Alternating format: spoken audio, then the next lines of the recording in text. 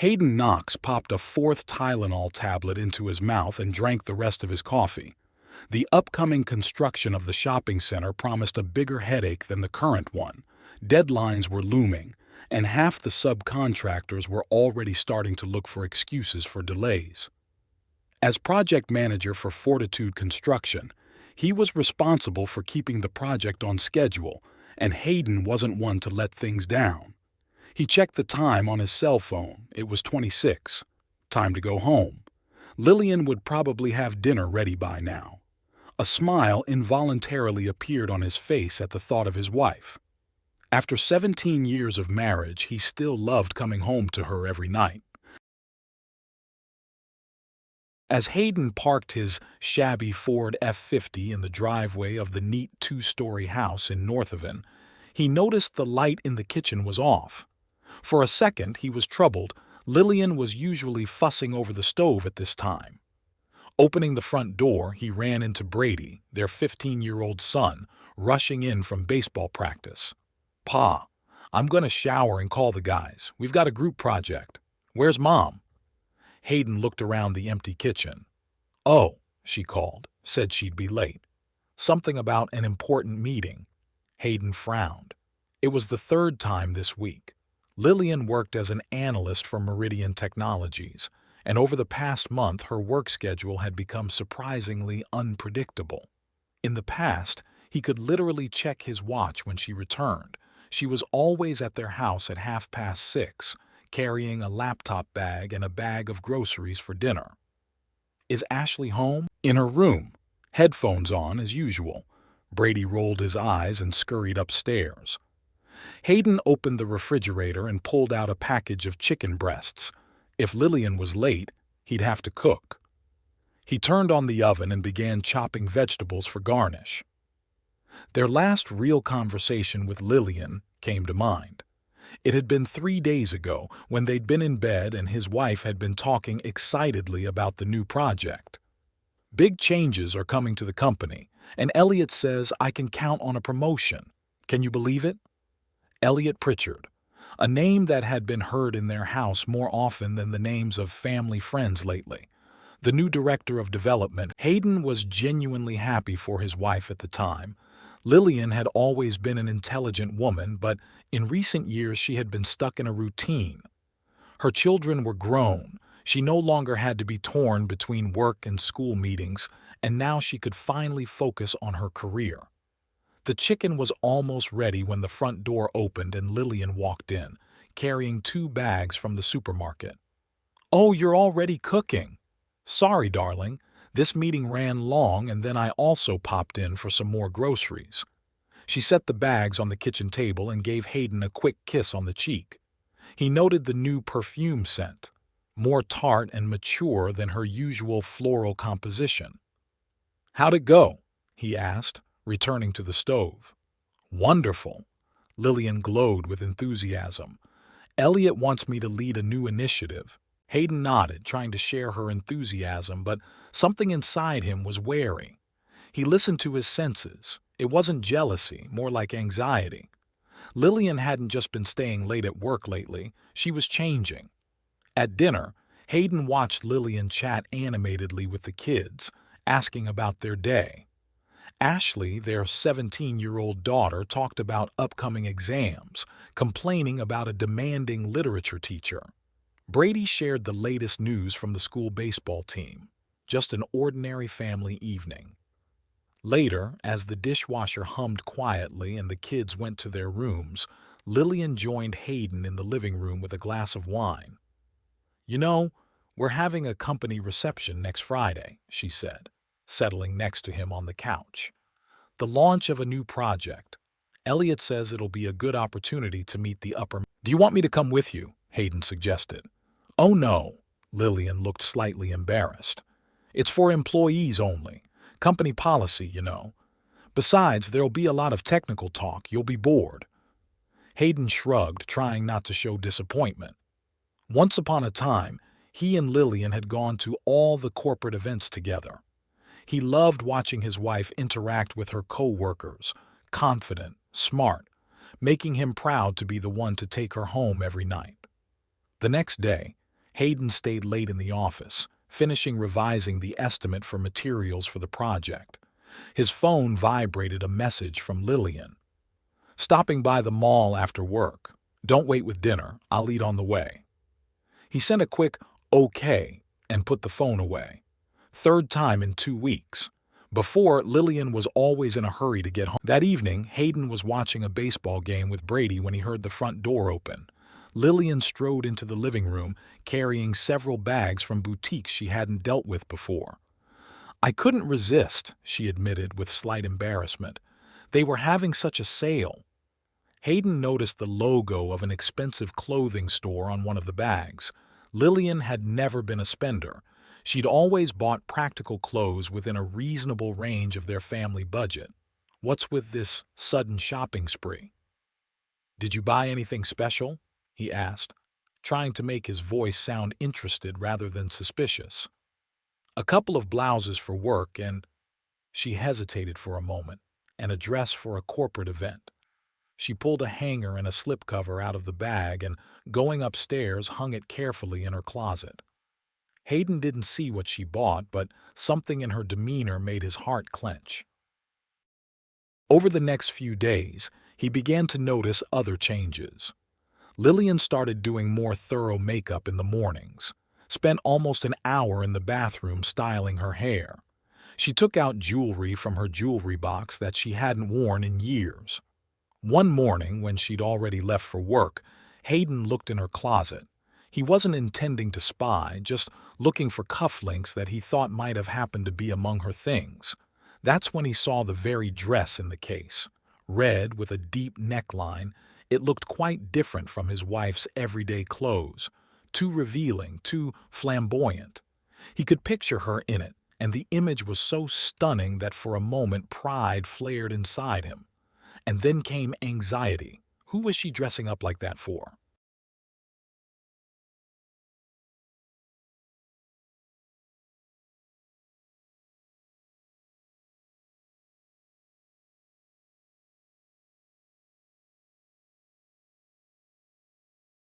There was already that red dress in their history. Lillian had bought it for their 10th wedding anniversary. Dinner at an expensive restaurant, a night in a 5-star hotel, champagne and strawberries. She'd shone in that dress, and all evening Hayden hadn't been able to take his eyes off her. Then there had been violent, passionate sex, and they couldn't get enough of each other. It seemed like the honeymoon was repeating itself after 10 years of marriage. But after that night, the dress was left hanging in the closet. Lillian had worn it only a couple of times, to a Christmas corporate event 3 years ago and for her parents' anniversary. And then the red silk had been pushed to the back of the closet, giving way to practical blouses and skirts for work. And now it had reappeared. That evening, as they were tucked into bed, Hayden dared to ask the question that had plagued him all day. "So, actually, I didn't buy a new one. I decided to wear that red one, remember, from our anniversary. It's just hanging in my closet anyway." "Oh, really?" Hayden tried to keep his voice casual. "Is corporate that formal?" "Not that it's formal." Lillian looked away. "I just want to make a good impression. You know how important this promotion is to me." Hayden nodded understandingly, but something inside him snapped. He remembered how, at the beginning of their relationship, Lillian had said that red was the color of passion, that she only wore it for special occasions. For him.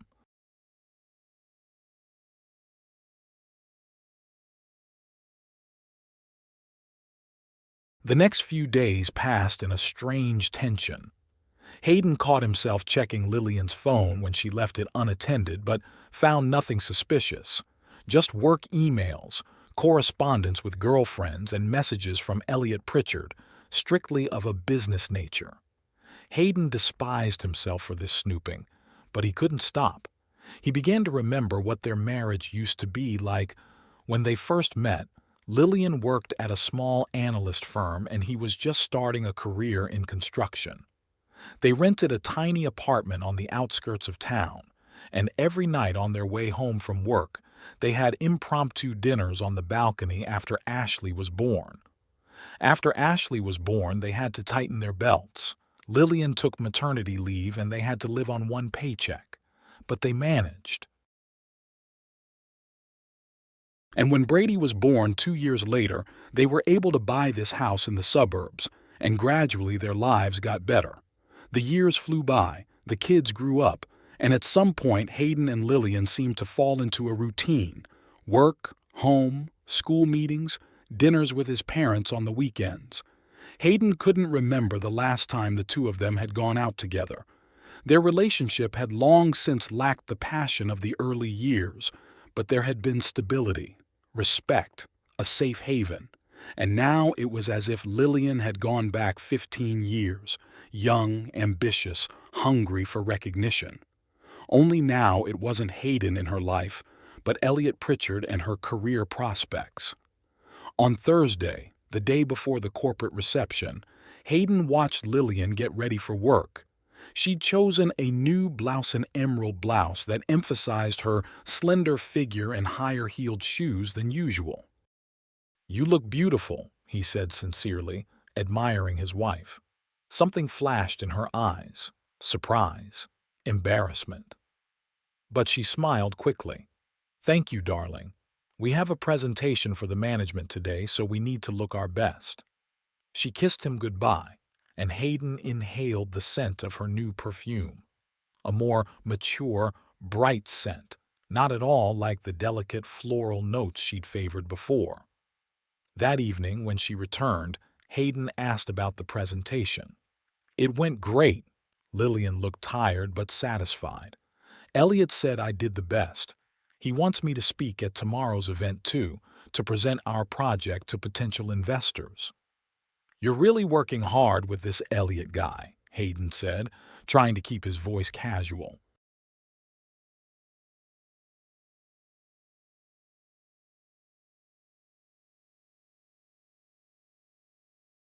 "He's my boss, Hayden," Lillian frowned slightly, "and he sees my potential.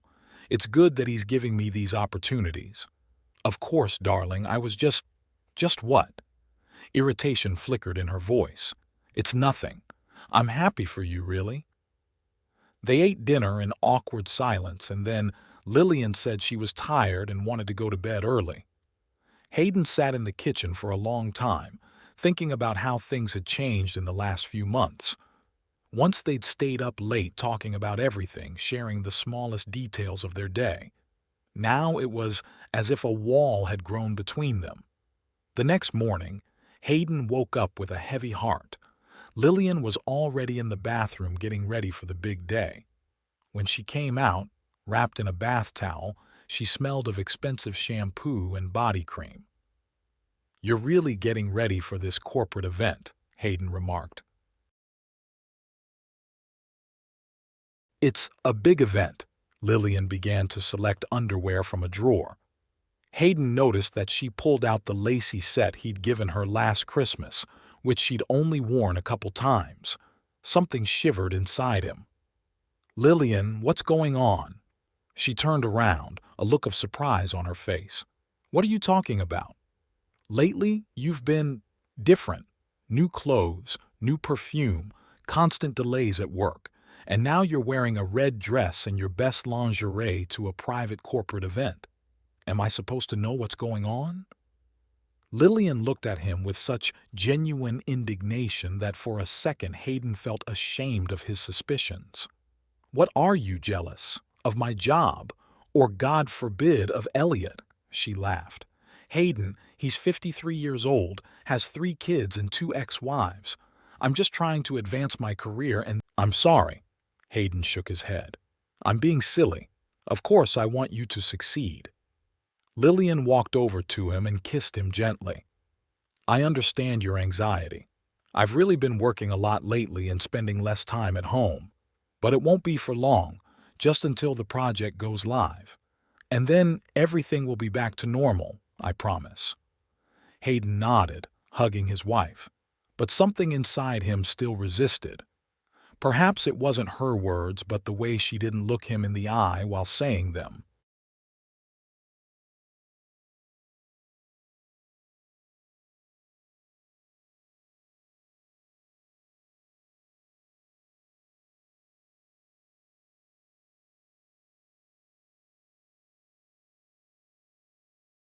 Friday night came unexpectedly quickly. Hayden sat on the edge of the bed, watching Lillian apply the finishing touches of makeup. The red dress was already snug around her figure, emphasizing every curve. He couldn't help but recognize that his wife looked stunning. At 42, she retained the slimness and grace that had once caught his eye at a university party 20 years ago. "Are you sure you don't want me to drive you?" he asked, trying to keep his voice casual. Lillian shook her head, applying a dark red lipstick that matched the dress perfectly. "I called a cab. I don't want to bother you, and besides, I don't know what time the event will end." "I can wait," Hayden insisted. "I'll grab a coffee somewhere nearby." Lillian cast an annoyed glance at Hayden. "I appreciate your concern, but this is a work event. I don't want you sitting around waiting for me in a coffee shop somewhere. I'm a grown woman. I can handle it." Hayden raised his hands in a conciliatory gesture. "Sure, just offering." He walked out of the bedroom feeling the anxiety building up inside. Something was wrong. He could feel it with his whole being. In 17 years of marriage, he had learned to recognize the slightest change in Lillian's behavior. Her voice sounded different when she lied a little higher than usual. With a strain, she tried to hide behind irritation. Going down to the kitchen, Hayden opened the refrigerator and pulled out a beer. Ashley sat at the kitchen table tucked into her textbook. "Mom looks amazing today," she said, not looking up from her book. "Yeah," Hayden took a sip. "She's got a big event."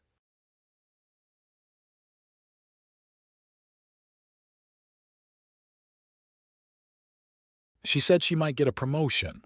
Ashley turned the page. "That's great, isn't it? Maybe now we'll finally have money for a new car."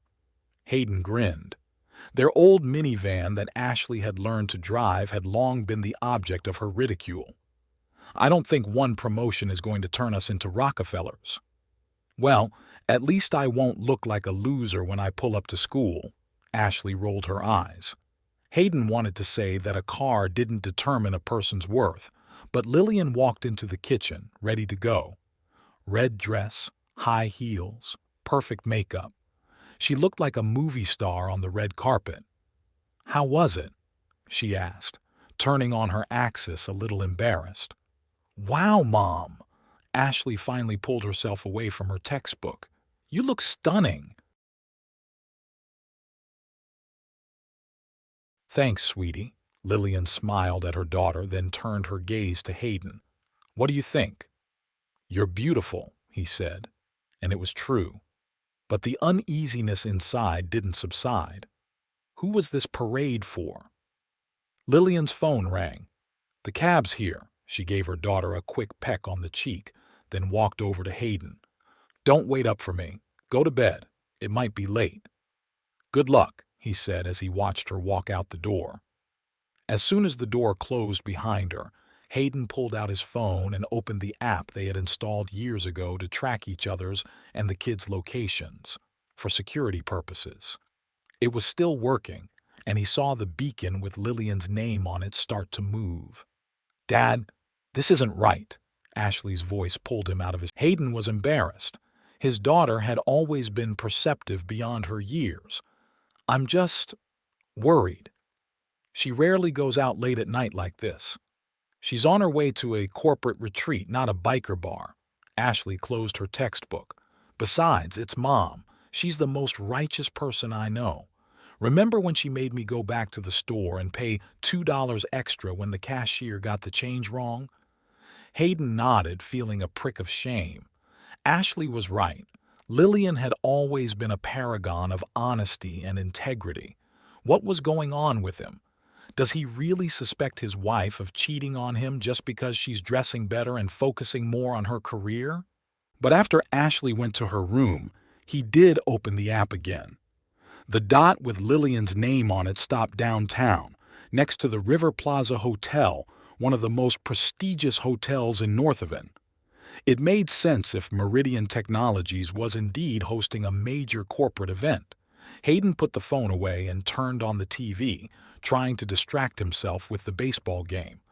But his thoughts kept coming back to Lillian in her red dress, with her new haircut and the same look, exciting, anticipatory, that had once been meant only for him. After an hour, he gave up. Turning off the TV, Hayden went upstairs and changed into the dark blue suit he'd worn to his niece's wedding last year. Brady was at a sleepover at a friend's house, and Ashley probably wouldn't leave his room until morning, engrossed in her textbooks and TV shows. "I'll just check it out," he muttered to himself, looking in the mirror. "I'll get there, look from afar, and come straight home. It'll calm my nerves." But deep inside, he knew he was doing the wrong thing. Following his own wife was a bottom he'd never thought he'd sink to. Still, the anxiety gnawed at him from the inside more than the shame. 20 minutes later, he was already parking his pickup 2 blocks from the River Plaza. It was about 8 p.m., and downtown was pulsing with Friday night energy. Young people rushing to bars and clubs, older couples strolling leisurely after dinner in restaurants. Hayden took a quick step toward the hotel, still not quite sure what he was going to do next.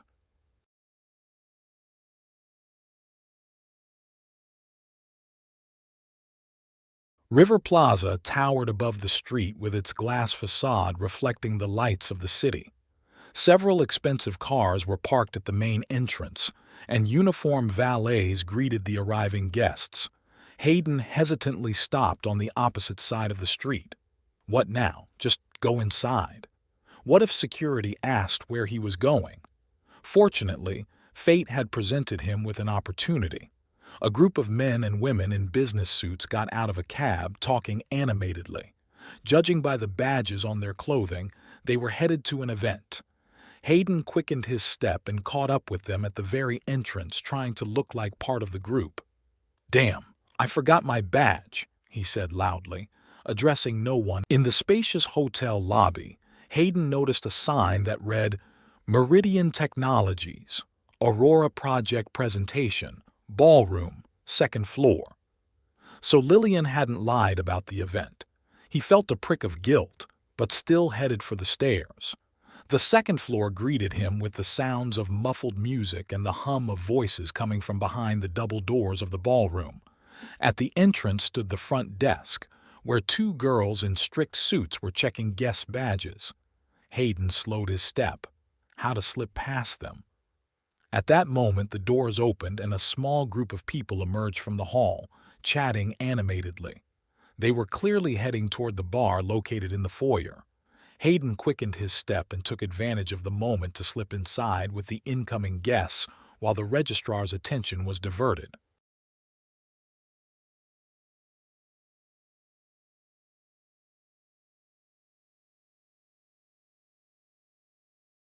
The River Plaza ballroom was full of people, at least 200 people in business suits and evening gowns. At one end of the room was a stage with a huge Meridian Technologies logo and the words Project Aurora, a new era of technology. Waiters scurried between guests with trays of champagne glasses and canapes. Hayden pressed himself against the wall, trying to be inconspicuous, and began scanning the crowd for Lillian. The red dress should have stood out among the mostly dark suits and understated evening gowns, but he couldn't find her. "Are you from development?" A man in his 50s with a glass of whiskey in his hand stopped beside him. "No, I'm a consultant," Hayden forced a smile. "Construction, for the new campus." "Oh, I see," the man nodded. "I'm Greg Thompson, finance. Have you heard about today's news?" "What kind of news?" Hayden asked cautiously, glad the conversation wasn't about the details of his fictitious role. "Pritchard has been given carte blanche for a new project, $200 million in investment." Greg sipped his whiskey. "And you know what the best part is? He's promoting his people to all the key positions. This new protege of his, what's her name?" "Lillian?" Hayden suggested, feeling his insides clench. "That's right, Lillian Knox." Greg snapped his fingers. "You know her. We work together." Hayden tried to keep his voice steady. "Well, then, you know what I mean. They say Pritchard's grooming her for a higher position. Greg leaned closer and lowered his. I'm not claiming anything, just passing on office gossip. But this isn't the first time Pritchard has taken a special interest in talented subordinates. His second marriage had started that way. Hayden clenched his fist in his pockets, trying to remain calm. I think that's an inappropriate assumption. Hey, I'm just saying what I heard. Greg raised his hand in a conciliatory gesture. Anyway, oh, there she is, in red, talking to Pritchard by the stage. Hayden quickly turned his head in the direction indicated. Indeed, Lillian was standing near the stage, talking to a tall man in an immaculate black suit. Elliot Pritchard looked exactly as Hayden had pictured him, confident, commanding, a typical corporate executive with gray hair on his temples and the confident smile of a man used to getting what he wanted.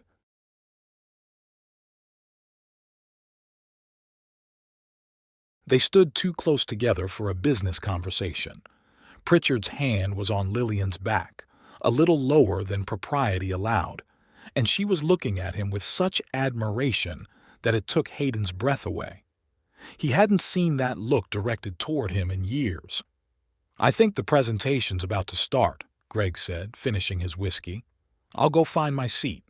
Nice to meet you, mister? Knox, Hayden answered, not taking his eyes off Lillian and Pritchard. Hayden Knox. Greg's eyes widened with recognition, but before he could say anything, Hayden was already moving through the crowd, trying not to lose sight of the red dress. He saw Lillian and Pritchard head toward the side exit of the hall and hurried after them.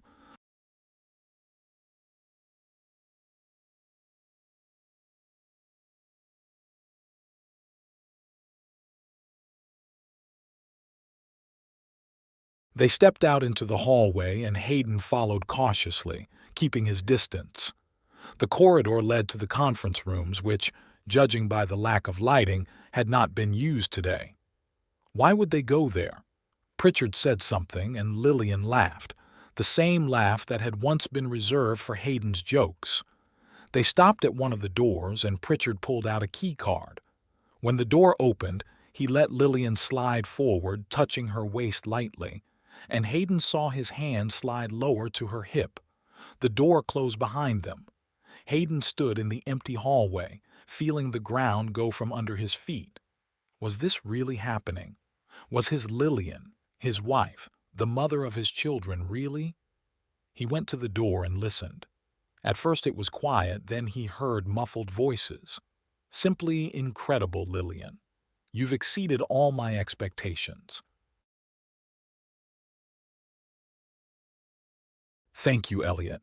I'm so grateful for this opportunity. It's well-deserved. You're the most talented analyst I've ever worked with, and not just talented. There was a pause, and Hayden imagined Pritchard approaching his wife, looking at her with the same gaze that Hayden himself had once considered a privilege. Elliot, we mustn't. Why not?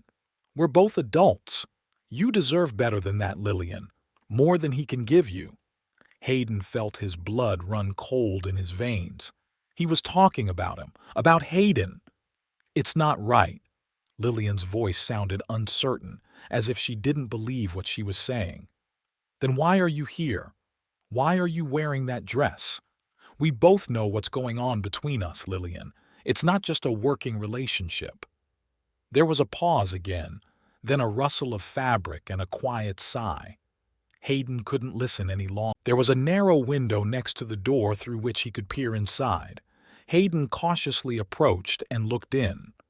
The conference room was in semi-darkness, but in the light from the street lamps filtering through the windows, he could clearly see two figures. Lillian stood at the long table with her hands resting on it, and Pritchard stood in front of her, holding her by the shoulders. His face was so close to hers that there was no doubt of his intentions. Lillian, I've wanted you since the moment I saw you. His voice was low, husky. And I know you feel the same way. Elliot, I'm married. Her words sounded like the last line of defense about to fall. Your husband doesn't even realize what a treasure he has. Pritchard raised his hand and gently touched her cheek. He's a builder. Hayden felt everything boiling inside. Just a construction worker? Hell yes, he's a builder. He builds buildings that stand for decades, not selling air to investors like that pompous turkey. But his anger was quickly replaced by hurt when he saw Lillian not pull away from Pritchard's touch, but tilt her head slightly, as if enjoying it. "We have children," she whispered, but there was no confidence in her voice.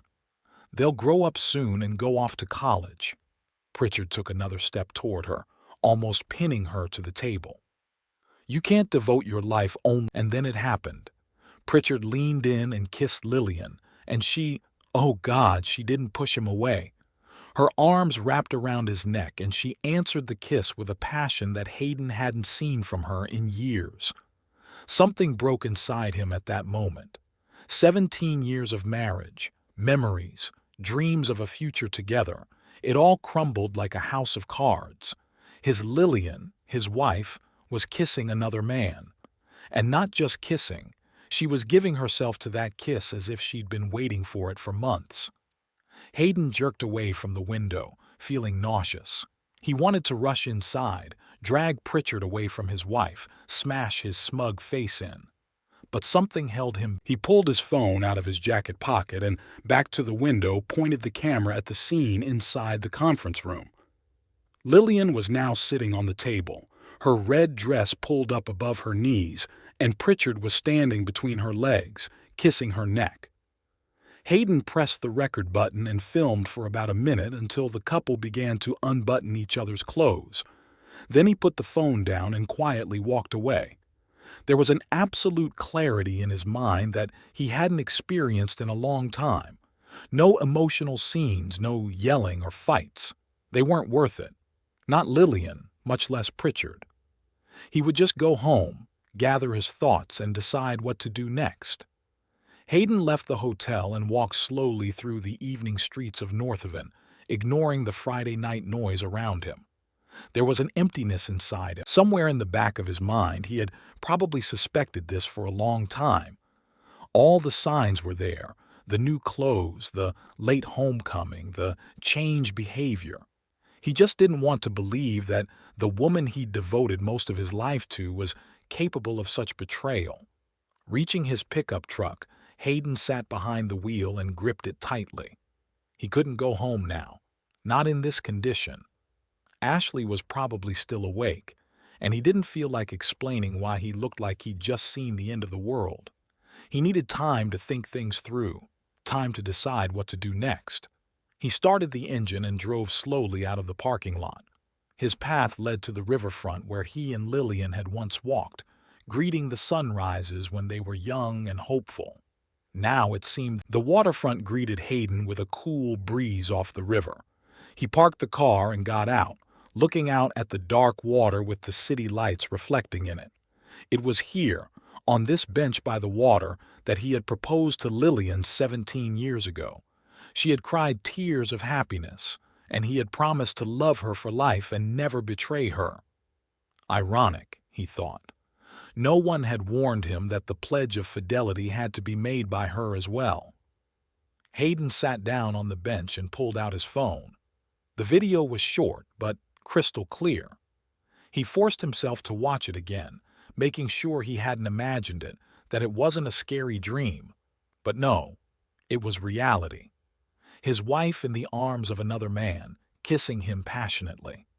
The clock showed almost 11 when the first thing he did was stop at a convenience store and buy a bottle of water and a pack of Tylenol. His head was splitting from the exertion. Then he headed home, hoping Lillian wasn't back yet. He needed time to get ready. The house was quiet. The only light was in Ashley's room, from where muffled music was coming from. Hayden quietly went upstairs and peeked in on his daughter. She was lying on the bed with a book, headphones isolating her from the outside world. "Hi, Daddy." She removed one earpiece. "Are you back already? Where have you been?" "Stopped by on business," he answered, trying to keep his voice casual. "Mom not home yet?" "No." Ashley turned back to the book. "She texted me that she'd be late. Important presentation. Cocktails afterward, the whole thing. I see, Hayden. He closed the door to her room and made his way to his home office. It was a small room with a desk, computer, and bookshelves. Hayden turned on the computer and opened a browser. He needed information. The first thing he did was go to the Meridian Technologies website and found the corporate ethics section. Like most modern companies, there was a detailed employee code of conduct, including a policy on office romances. Hayden carefully read the relevant section.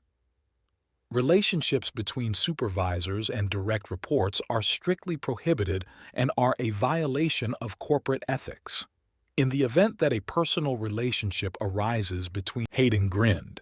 Apparently, Elliot Pritchard didn't think it was necessary to follow those rules. Either he was so confident in his integrity, or he simply didn't care about the consequences.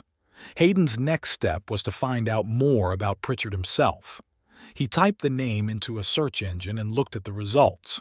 Elliot Pritchard, 53 years old, twice divorced, 3 children from different marriages. Director of Development for Meridian Technologies for the past 8 months, previously worked for several large technology companies. In an interview with a business magazine, he talked about his vision for Meridian's future and the Aurora project, which was supposed to be a breakthrough for the company. Hayden also found several articles about his professional accomplishments, but no mention of scandals or Hayden then opened a folder of family papers: marriage certificate, insurance, tax returns, house and car titles. Everything that made up the bureaucratic side of their family life. He began making notes on the jointly acquired property, what he owned before the marriage and what was bought later. The house they had bought together, paying off most of the mortgage. Both cars were registered to him but actually used by both of them. The joint bank account, the retirement savings, the insurance policies would all have to be divided. Hayden picked up a blank sheet of paper and began to write. Not an emotional letter, but a clear plan of action. He would need an attorney. He would need to determine the order of communication with the children. He would need to decide what to do with the house. All of these issues required a sober approach, not emotional solutions. Finished with his notes, Hayden opened a new tab on his browser and began searching for information about the divorce process in their state. Laws, timelines, required documents, property division, and child custody options. Even though Brady and Ashley were old enough to decide for themselves who they wanted to live with after their parents divorced, the issue still technically had to be settled. Hayden didn't know how much time he'd spent on the computer when he heard the sound of the front door opening. He looked at his watch. It was almost 1 o'clock in the morning. He closed the browser but didn't shut down the computer and walked out of the study. Lillian stood in the hallway, taking off her shoes. Her red dress was a little wrinkled, her makeup slightly blurred, but she still looked dazzling. Hayden stopped on the stairs, looking down at her. "Hi," she said, noticing him. "Are you still up?" "Been waiting for you," he answered in a steady voice. "Sorry I'm so late." There was a buffet after the presentation. Everyone wanted to talk, ask questions, but it went very well. Elliot said the investors were very interested in the project. She spoke quickly, avoiding looking him in the eye. A classic sign of lying, Hayden noted. He walked slowly down the stairs. "Glad it went well," he said. "Let's go to the kitchen and I'll make some tea." Lillian looked surprised at the suggestion. They were usually in bed by this time, but nodded and followed him. In the kitchen, Hayden turned on the kettle and pulled out 2 cups. Lillian sat down at the table, watching his movements. "You seem strange today," she said. "Is something wrong?" "What's this?" She frowned, not understanding. "Look at it," Hayden said. "And don't say it's not you." Lillian took the phone and pressed the play button. Her face instantly paled. She stared at the screen with eyes widened in horror, not making a sound. The video ended and she slowly looked up at Hayden. This isn't what you... not what I think it is?" Hayden shook his head. Don't try, Lillian. I've seen enough. I've heard enough. You followed me. There was a twinge of indignation in her voice. And you cheated on me with my boss, Hayden retorted. I don't think you have the moral high ground on this one. The kettle boiled, but no one paid any attention to it. Lillian stared at the phone in her hands as if it were booby-trapped. It's just what? He took the phone. Just sex with the boss for a promotion? Just a moment of weakness? Just 17 years of marriage down the drain? His voice remained calm, but there was a storm raging inside. He didn't want to make a scene, but he needed the truth, the whole truth. How long had this been going on? He asked. It was the first time, I swear. Lillian looked frightened. We've never before. It's just, we've worked together a lot, and he's always been attentive, and today, after the presentation, when everything went so well. Don't lie to me. Hayden raised his voice for the first time. I heard you two talking. It wasn't like the first time. He said he wanted you from the moment he saw you. Did you? Have you wanted him all this time, too? Lillian lowered her eyes. I don't know. Actually, it's very simple. He went to the kitchen counter and pulled out the folder he'd prepared earlier. Here, you need to sign this. What is it? Lillian took the folder with trembling hands. It's a preliminary divorce agreement. I haven't had a chance to formalize the paperwork yet, but the main points are laid out. We sell the house and split the money. The kids are old enough to decide who they want to live with. Cars, bills, insurance. We'll divide it all up according to the law. Would you have confessed if I hadn't caught you? Hayden asked. Would you have come home, gotten into our bed, and kept lying to my face? Lillian didn't answer, and that was answer enough. See, this isn't just about you sleeping with another man, Hayden continued. It's about trust. It's about respect. About the promises we made to each other. You've destroyed all of that, and I don't see any way to rebuild it. But our children, they're 17 and 15, not 5 and 3. They'll get over it, and they'll understand. Children always understand more than we realize. Lillian opened the folder and ran her eyes over the documents inside. Her hands trembled and tears ran down her cheeks, smearing her mascara. You can't expect me to sign this right now, she said.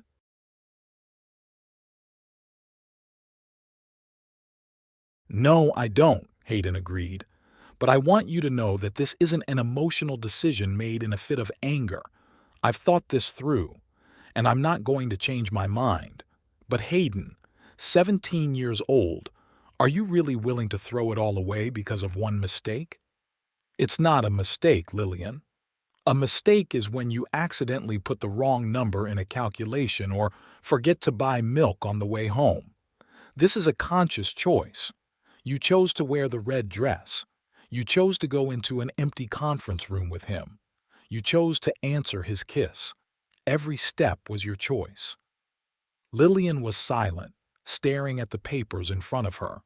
Finally, she looked up. What about your share of responsibility in all of this? You think I was just looking for attention on the side? The last few years you've been so consumed with work that you've barely noticed me. We stopped talking. We stopped making love.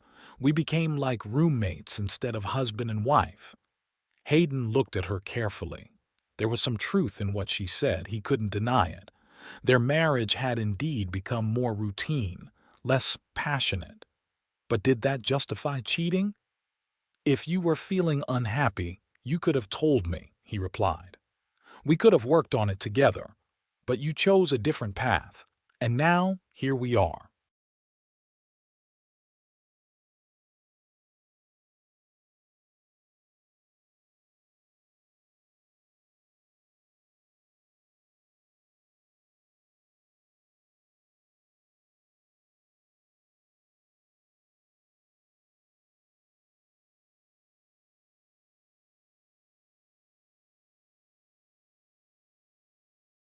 I told you, Lillian exclaimed.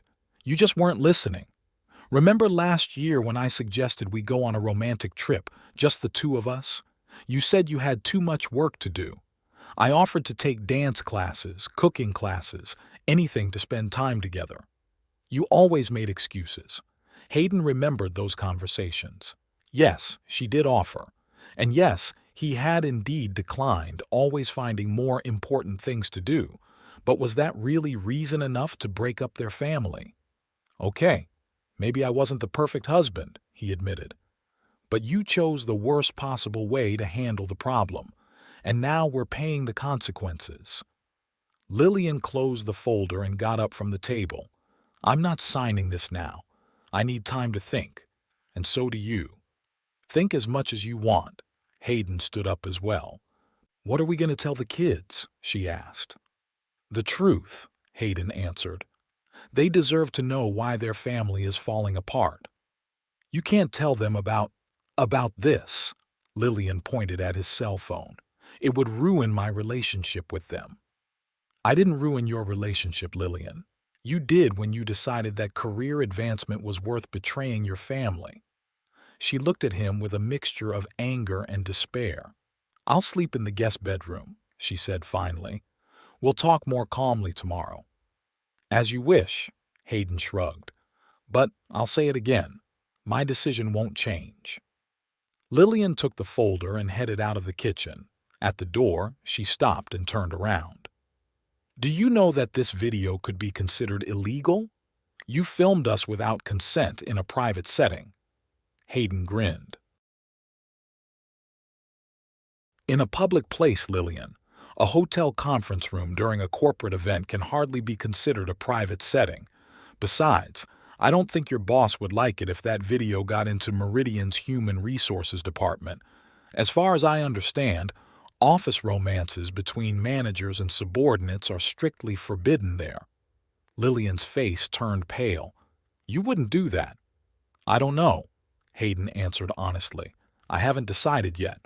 But if you try to smear me in front of the children or complicate the divorce proceedings, I'll consider all available options. Lillian walked silently out of the kitchen. Hayden heard her walk up the stairs, the guest bedroom door closing. He remained sitting in the kitchen, staring at the cooled kettle. It was empty and he didn't know how long he'd been sitting like that when he heard light footsteps on the stairs. Ashley peeked into the kitchen, sleepy and disheveled. Dad, is everything okay? I heard voices. It's okay, sweetheart. Hayden tried to smile. It's just, grown-up talk. Go back to sleep. Ashley looked at him carefully, and Hayden realized she didn't believe it. But she only nodded and went back upstairs. Tomorrow would have to be explained. Tomorrow a new life would begin. For now, he needed to pull himself together and prepare for what lay ahead for them all. The morning greeted Hayden with a headache.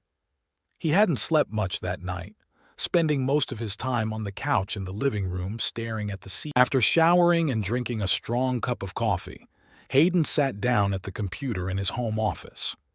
Creating a new anonymous email address, he carefully composed the letter, trying to keep his tone businesslike and avoiding emotional language. Dear members of the Board of Directors of Meridian Technologies, this letter is to bring to your attention a gross breach of corporate ethics by Elliot Pritchard, Director of Development, and Lillian Knox, Senior Analyst. Enclosed, you will find video evidence of their inappropriate behavior during the Aurora corporate event held at the River Plaza Hotel.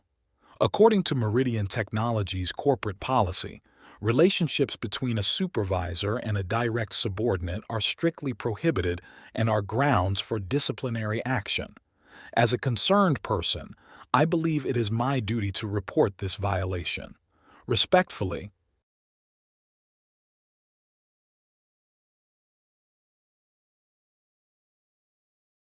Concerned Employee.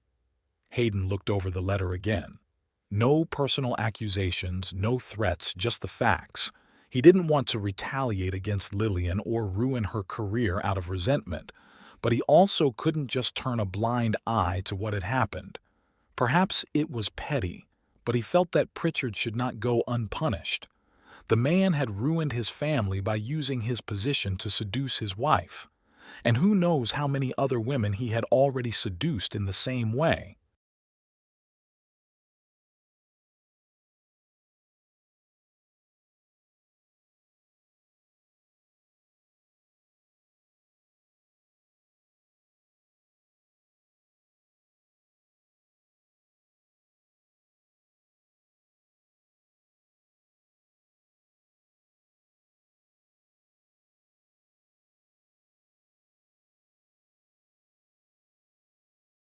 Hayden attached the video to the email and hit send.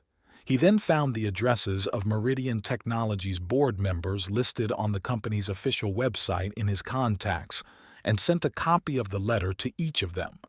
To be sure, he also sent the letter to the company's human resources and legal departments. He wanted to make sure that the message would reach the right people and not just be deleted by some secretary. After sending the emails, Hayden closed the computer and took a deep breath. The deed was done. Now he had to prepare for the hardest conversation of all, with the kids.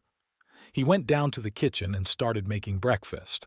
To his surprise, Ashley was already there, pouring herself some orange juice. "Good morning, Dad," she said, looking at him carefully. "You look awful." "Morning, sweetheart," Hayden tried to smile. "Didn't sleep very well." "Was it because of the conversation you had with your mom last night?" Ashley asked bluntly. "I heard you two arguing." Hayden sighed. His daughter had always been perceptive. It was hard to hide things from her. "Yeah, we had a difficult conversation, and we need to talk to you and Brady. Where is he, by the way?" "Still asleep." Ashley sat down at the table. "And Mom?" "In the guest bedroom, as far as I know." Ashley nodded, clearly expecting more. Hayden realized that there was no point in postponing the conversation. "Ashley, Mom and I have a serious problem," he began, sitting down across from his daughter. "I'm afraid we can't be together anymore." Ashley's face remained calm, though there was a flicker of concern in her eyes. Why?" Ashley looked him straight in the eye. "And don't say something like, 'We just grew out of the relationship,' or 'We have different paths.' I want to know the real reason," Hayden wondered. How frank should he be? Ashley is 17 now, she's not a kid, and she deserves to know the truth. "Your mom. She's in a relationship with another man, her boss." Ashley blinked, but her face remained unfazed. "With Pritchard?" she asked. "That pompous guy whose picture she'd shown from some conference." Hayden nodded, surprised at his daughter's knowledge. "How do you know?" "She talks about him all the time. Elliot this, Elliot that. I'm not stupid, Dad. And I've seen the way she's changed lately. New clothes, working late. Classic scenario." Hayden couldn't hold back a bitter chuckle. "How long had you suspected?" "Suspected? I don't know. But I noticed the change a couple months ago." Ashley sipped her juice. "Are you sure they're, you know?" "Yeah." Hayden didn't elaborate. "I'm sure." At that moment, a sleepy Brady entered the kitchen, scratching his shaggy head. "What are you two whispering about?" he asked, heading straight for the refrigerator. Hayden glanced over at Ashley. She gave him a curt nod. "Sit down, son," Hayden said. "We need to talk." Brady stopped, noticing the serious faces of his father and sister. "Is something wrong?" His voice shook. "Was it something with Grandma?" "No, Grandma's fine," Hayden hastened to reassure him. "It's about Mom and me." Brady sat down slowly at the table, and Hayden, careful to choose his words, told him what he'd told Ashley. His son's reaction was more emotional. "So she just cheated on you?" he finally exclaimed. "And now you're getting a divorce?" "Brady, please keep your voice down," Hayden asked. "Yes, we're getting a divorce. I'm sorry." "You're sorry?" Brady was almost shouting. "Wasn't she sorry? Where is she anyway?" "I'm here." Lillian's quiet voice came from the kitchen door. All three of them turned around. Lillian stood in the doorway, pale and gaunt. It was obvious that she too had been up all night. "How could you, Mom?" Brady looked at her with such frustration that Hayden felt a prick of sympathy for Lillian, despite all the pain she'd caused him. Brady, it's complicated, Lillian began, taking a step into the kitchen. What exactly is complicated? But that doesn't change the situation, Ashley said, looking at her mother. You chose him over us. No, Ashley, I didn't. Lillian walked over to the table. I never chose anyone over you. You're my children. I love you more than anything in the world. What about Daddy? Brady couldn't calm down. You swore to love him, to be faithful to him. We thought you were happy together. We were happy. Lillian sank back in her chair. At least I thought we were. And then something changed. We grew apart, became strangers under the same roof. And when Elliot showed up, he drew attention to me, made me feel special, important. Stop it! Hayden cut her off abruptly. The kids shouldn't have to listen to these excuses.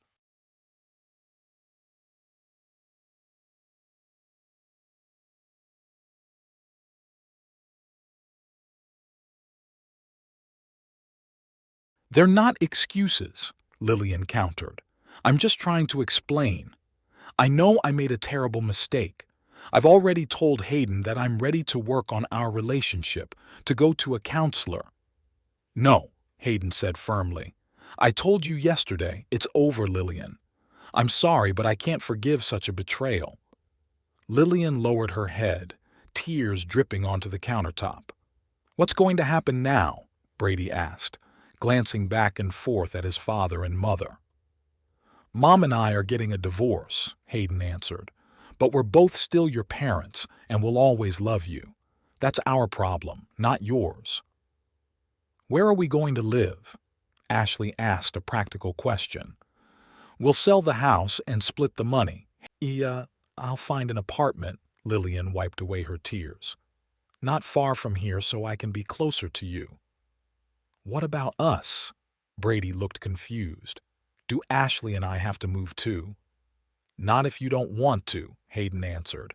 You're both old enough to decide who you want to live with. But until the house is sold, you can stay here. There was a heavy silence. Everyone was in their own thoughts, trying to come to grips with their new reality. I have to go to work, Lillian finally said, standing up. Can we talk tonight? Yes, Hayden nodded. We need to go over the practical details. Lillian left to get ready, and Hayden stayed with the kids in the kitchen. Ashley and Brady looked shaken, but they were holding up better than he'd expected. You're probably mad at Mom right now, Hayden said, but remember that she's still your mother and she loves you. I know, Ashley said, but I need time to get used to the idea of what she did. Me too, Brady added. I don't want to talk to her right now. That's okay. Hayden put his hand on his son's shoulder. Give yourself some time. When Lillian left for work, Hayden excused himself from his boss, citing a family emergency. He drove the kids to school, then returned home and began dealing with practical matters, finding a lawyer, assessing the value of the house, dividing joint accounts. Around noon, his phone rang. It was Lillian. What have you done? Her voice shook with rage and fear. What are you talking about? Hayden asked, even though he already had a clue. You sent that video to the company. I was called into HR and Pritchard and the entire board of directors were sitting there. They showed the video and you violated corporate ethics, he replied calmly. There were consequences. Consequences? Lillian was almost screaming. Pritchard was fired. And me. I've been demoted to junior analyst and transferred to another department. The whole office knows they're looking at me like what, Lillian? Hayden felt a pang of guilt, but quickly suppressed it. Like a woman who slept with her boss for a promotion? It's not like that, she countered. I worked day and night on this project. I deserve a promotion. Then you have nothing to worry about. You'll prove your worth to your new superiors. You've ruined everything I've worked for. Lillian's voice dropped to a whisper. Everything I've accomplished. Why, Hayden? Out of revenge.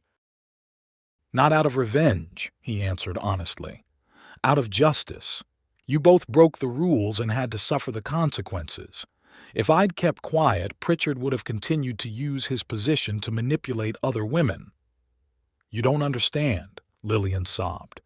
You don't know what it's like to be a woman in this industry. Sometimes you have to— No, you don't, Hayden interrupted her firmly.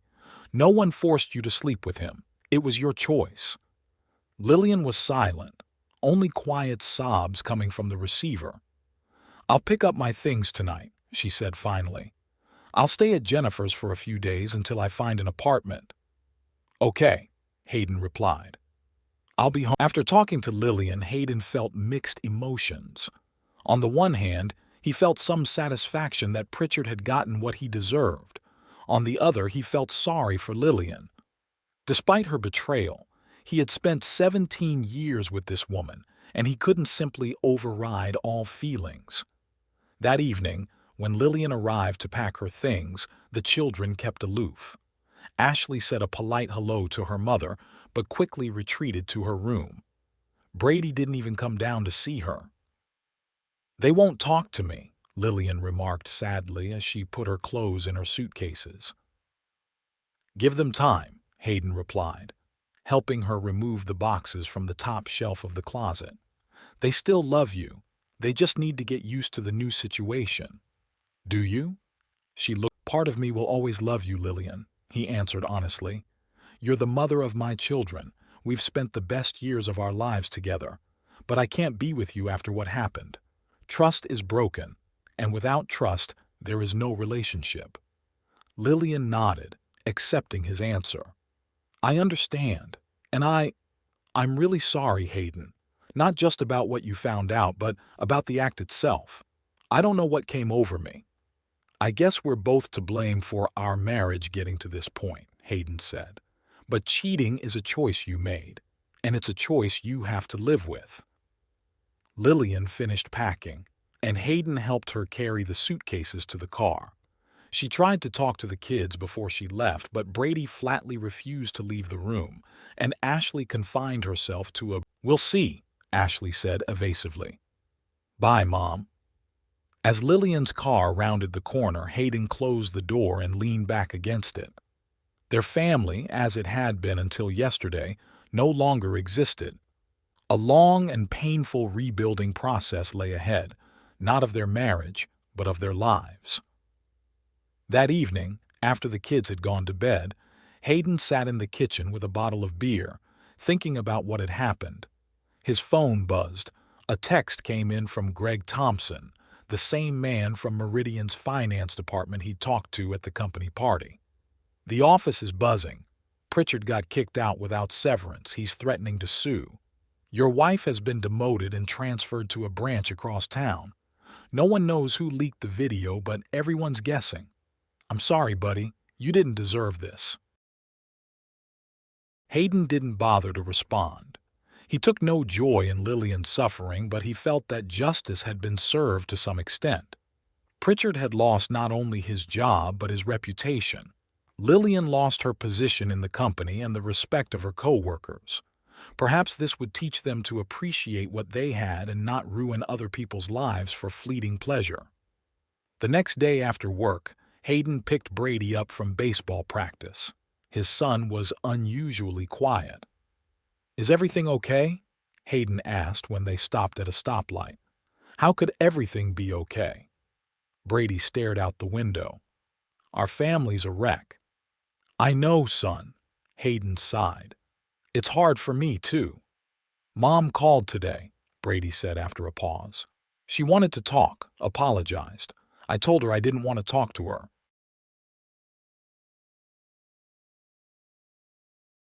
You have a right to be angry, Hayden replied. But remember, she's still your mother. Sooner or later, you're going to have to work things out. I know, Brady nodded. Just not right now. I'm not ready. Ashley was waiting for them at home, having already prepared dinner. They ate in unusual silence, each absorbed in his own thoughts. After dinner, when Brady left to do his homework, Ashley stayed late to help her father with the dishes. I talked to Mom today. she said, wiping the plates. She said she'd been demoted and moved to another department. Yeah, I know, Hayden replied. She called me yesterday. Did you send the video to her company? Ashley asked bluntly. Hayden hesitated but decided to be honest. Yes. Ashley nodded, accepting the information. I'm not judging you, Dad. She deserved the consequence. You know, revenge is never really satisfying, Hayden pointed out. I'm not proud of what I did. But you're not. Ashley knew her father well. No, I don't, he admitted.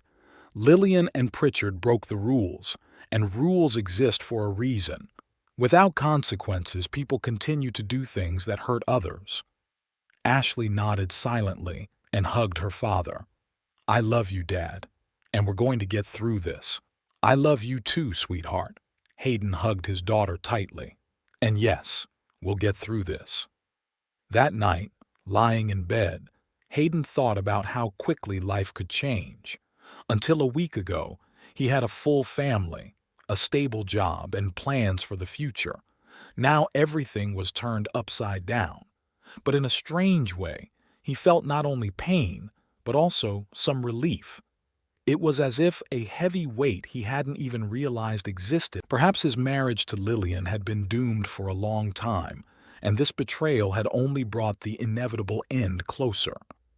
Perhaps now they could both find a new path, a new happiness, separately, but more sincere than what they had had in recent years.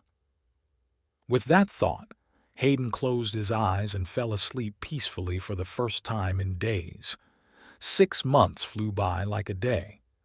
Hayden stood in the middle of the small living room of his new apartment, looking around at the newly painted walls in a calm blue, a color he had chosen himself without consulting anyone. This freedom was one of many found after the divorce. Their family home had been sold 3 months ago. The money had been split equally, and Hayden had bought a 1-bedroom apartment in a modern complex near downtown Northaven. It had less space, but he liked the feeling of a new beginning. It looks great, Dad.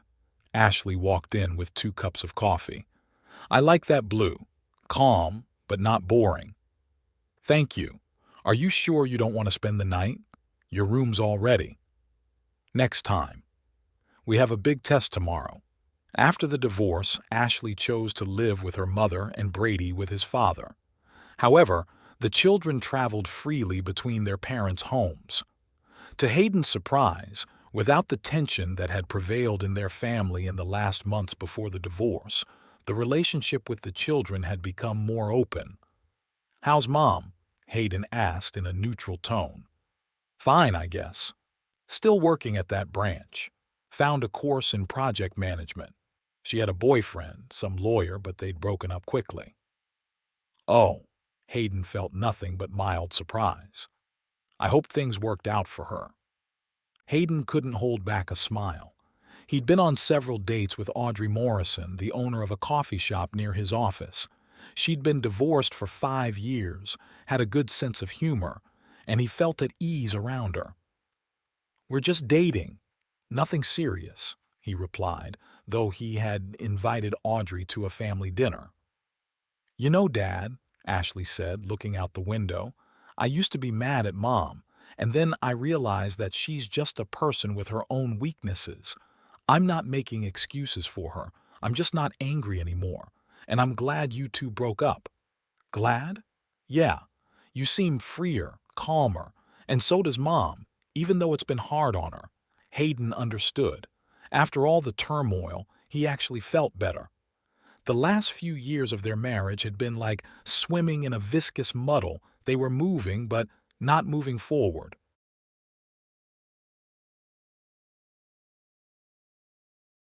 At dinner, Audrey quickly found common ground with the children.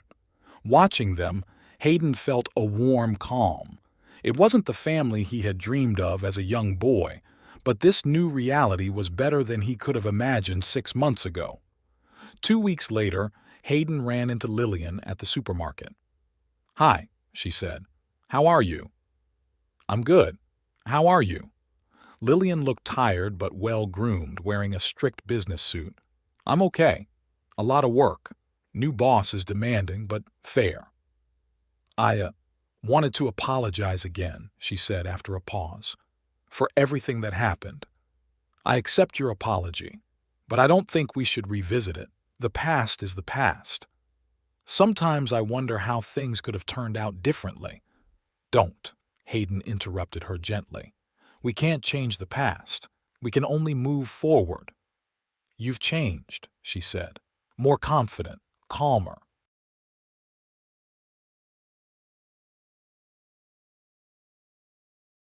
Maybe.